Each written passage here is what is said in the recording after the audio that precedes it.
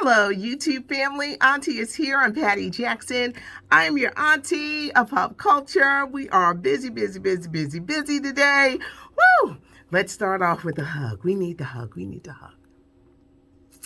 Look at me up here looking like lumberjack, lumber girl Jack.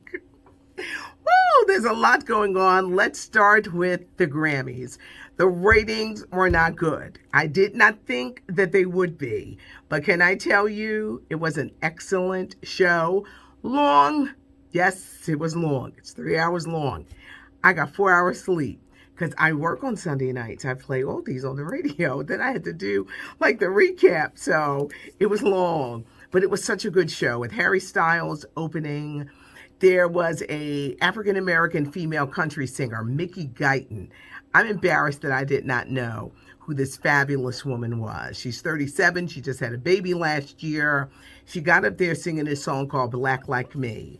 I went back. I saw that she did interviews with Steve Harvey, all the entertainment shows. She's really coming into her own despite a lot of country music stations not willing to play her music. She got a tremendous backlash when she spoke out against fellow country singer Morgan Wallen when he got into the N-word controversy. And a lot of people attacked her, and they attacked her because she was black.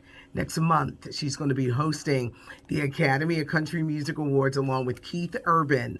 You're going to hear a lot about her, but she was amazing. Kenny Rogers, his tribute by Lionel Richie. Years ago, Lionel Richie wrote the song Lady for Kenny Rogers, and they became friends, and that tribute was great. Bruno Mars was really good between him and Anderson .Paak, Silk Sonic, and then their tribute to Little Richard. Did I mention Harry Styles opening up? You could tell he was going to be a star from his days with One Direction. A lot of great performances last night. One performance that was a little racy, even though they aired it in the 10 o'clock hour, was Cardi B and Megan Thee Stallion. It was a great night for Megan. She walked away with Best New Artist. A lot of surprises last night. I thought Trevor Noah was a tremendous host. I don't know why people don't gravitate toward these award shows, because growing up, I lived for award shows, but the ratings were just not good. What a night it was for Beyonce, who now holds the record as having the most Grammys of any female performer. She is tied with Quincy Jones for winning the most. It was history-breaking for Taylor Swift, her third album of the year Grammy.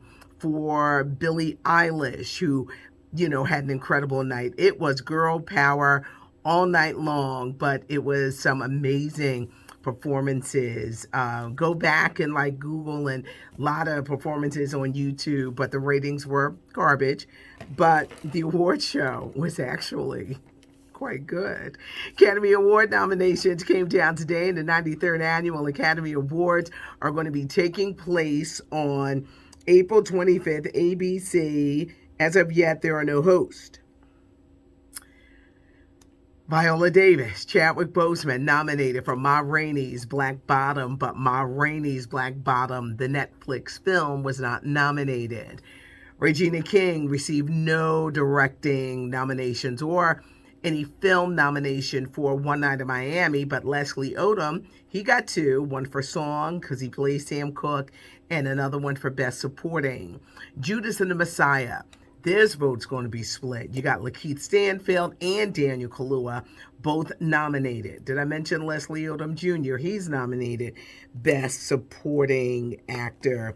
Chadwick Boseman, who won Critics' Choice, who won the Golden Globe for Best Actor, will he walk away with Best Actor for the Academy Awards? Andra Day.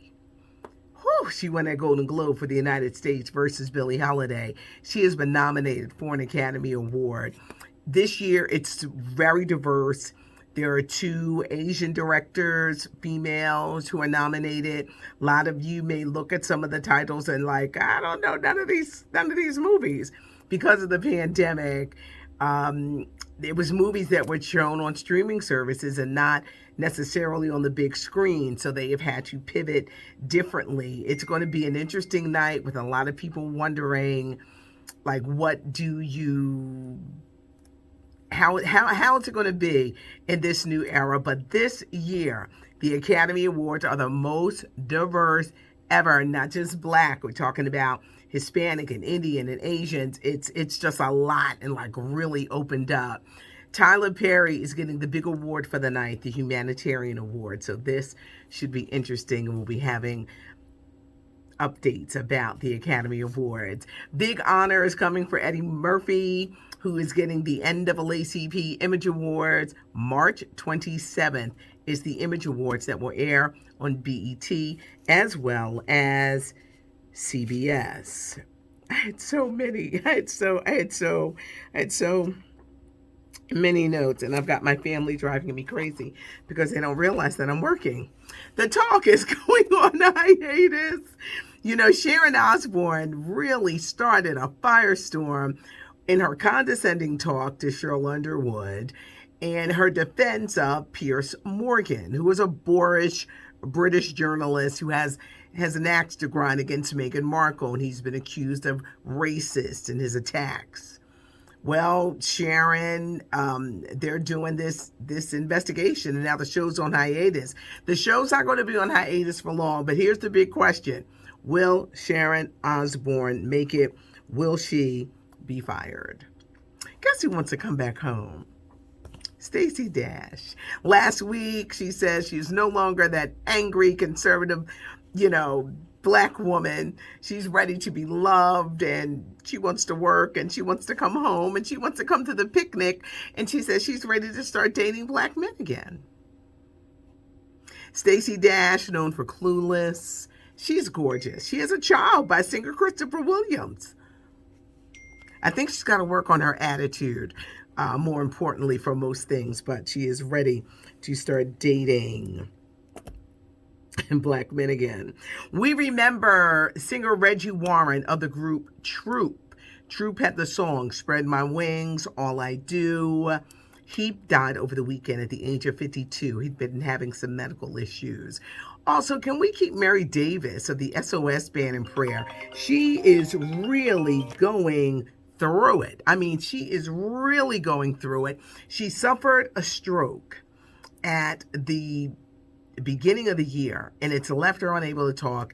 The SOS Band, they're currently looking for a new lead singer because they're planning on going on tour at some point next year as the world opens up more. But Mary Davis, you'd think of Take Your Time, Tell Me If You Still Care, so many great songs. Please keep her in prayer. That stroke was really, really bad. Viola Davis, with her nomination for Best Actress, she's now the most nominated Black actress in the Academy Award history.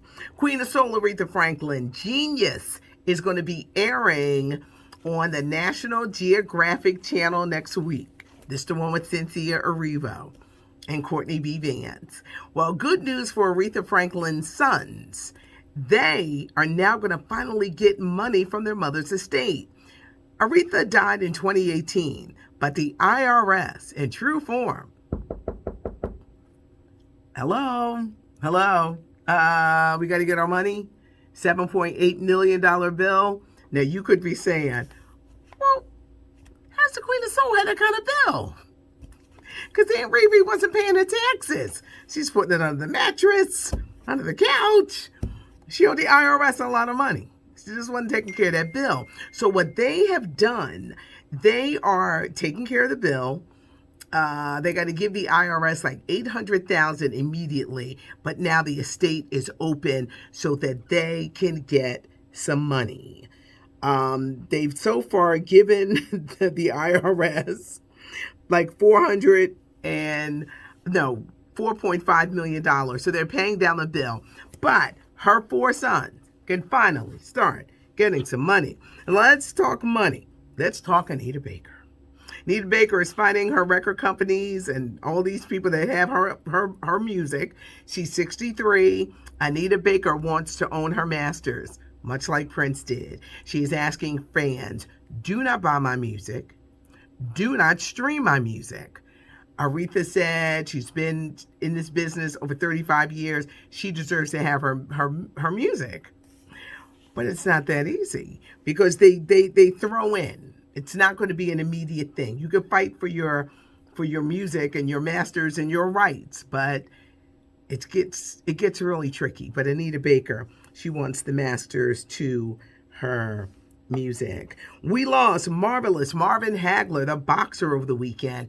He was 66. He had great bouts from 1980 to 1987.